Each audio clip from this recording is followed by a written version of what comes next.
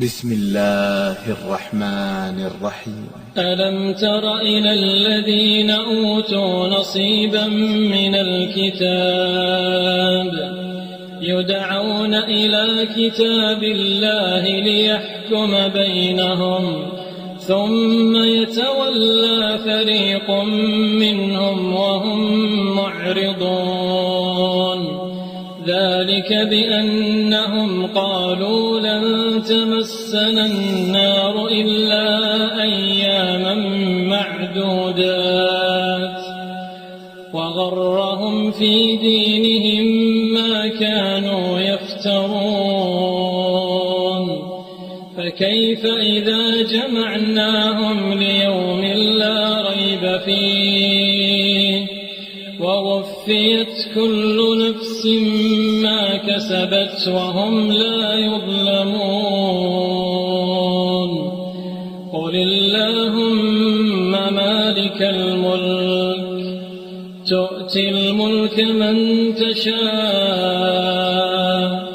وتنزع الملك ممن تشاء وتعز من تشاء وتذل من تشاء بيدك الخير إنك على كل شيء قدير تولج الليل في النهار وتولج النهار في الليل وتخرج الحي من الميت وتخرج الميت من الحي وترزق من تشاء بغير حساب لا يتخذ المؤمنون الكافرين أولياء من دون المؤمنين ومن يفعل ذلك فليس من الله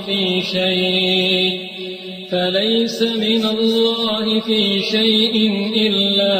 أن تتقوا منهم تقاه ويحذركم الله نفسه وإلى الله المصير قل إن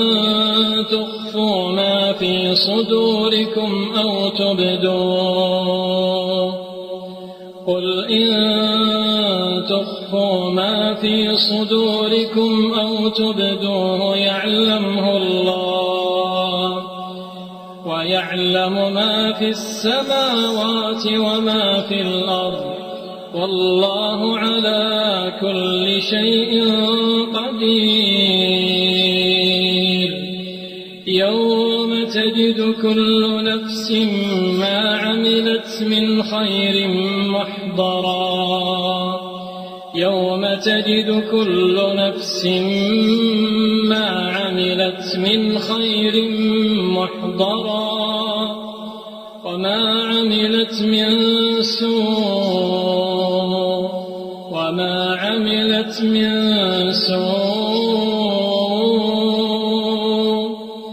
تود لو أن بينها وبينه أمدا بعيدا ويحذركم الله نفسه والله رءوف بالعباد قل إن كنتم تحبون الله فاتبعوني يحببكم الله ويغفر لكم ذنوبكم والله غفور رحيم قل أطيعوا الله والرسول فإن